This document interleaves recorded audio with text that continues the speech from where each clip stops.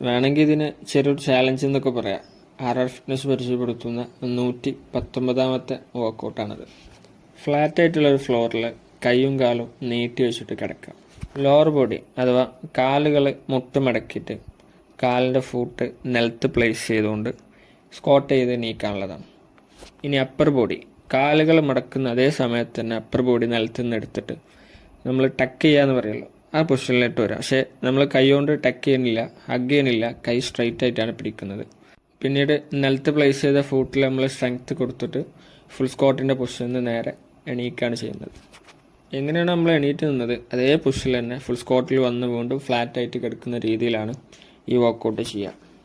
Primary ആയിട്ട് lower ബോഡിയുടെ strength കൂട്ടുന്നതോടൊപ്പം തന്നെ ബോഡിയുടെ കോർഡിനേഷൻ അതേപോലെ തന്നെ ബോഡി ബാലൻസും കൂടെ ഇതിൽ ഇമ്പ്രൂവ് ആവുന്നുണ്ട്.